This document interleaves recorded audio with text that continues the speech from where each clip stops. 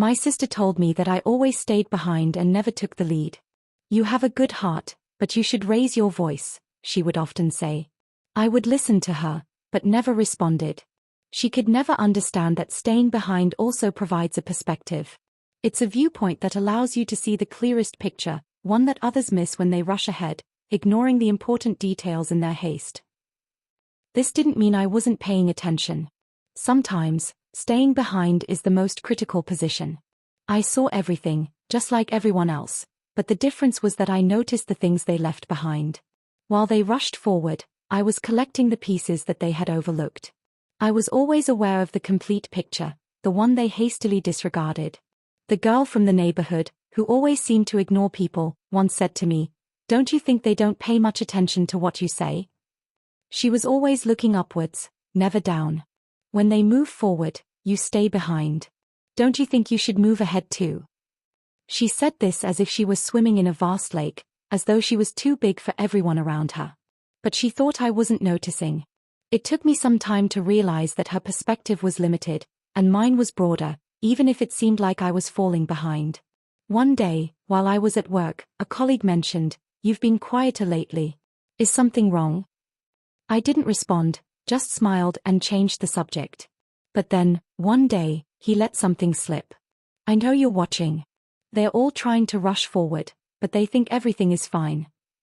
I didn't say anything, but in his eyes, I could see what he wasn't saying. There was fear in his eyes, a quiet fear that he, too, was losing something in this rush. He didn't understand the value of staying behind.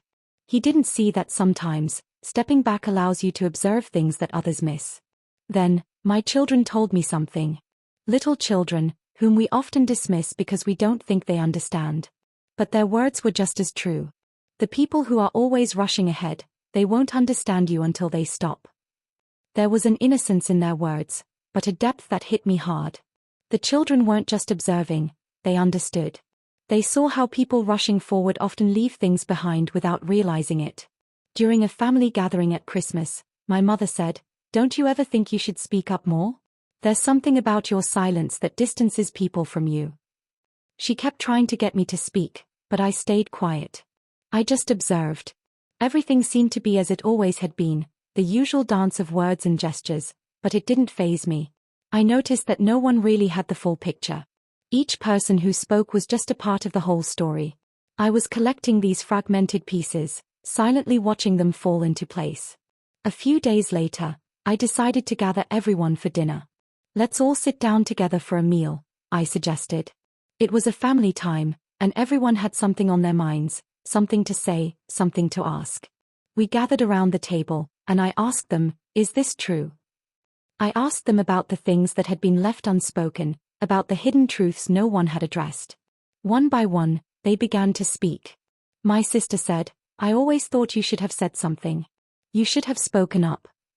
But now, she had fallen silent. What I had once ignored, what I had quietly observed, was now coming to light for everyone to see. I looked at all of them and said, "We all have our own way of doing things. Sometimes, staying behind lets you see more than moving ahead." My words were simple, but they carried weight. My voice was quiet, but it was enough to shift the air around us. I wasn't accusing anyone or pointing fingers, I was just stating the truth. My words were the thread that connected the broken pieces of our story, a thread that led us all to a new understanding. These were the pieces I had collected over time, the things people had said, the things I had noticed in silence, and the truths that, eventually, came to the surface.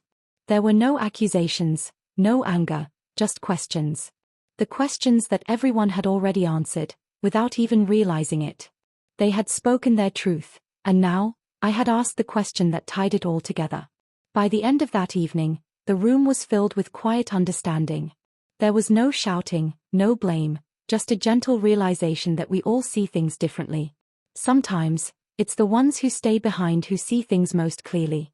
It wasn't about leading or following, it was about understanding. And now, they all understood. In the end, I didn't need to say much. I had let everyone else speak. I had let them tell their part of the story. And when they were done, I added my piece. My silence had done the talking. The truth had been laid bare for everyone to see, and there was peace in that. Peace in knowing that sometimes, it's okay to stay behind.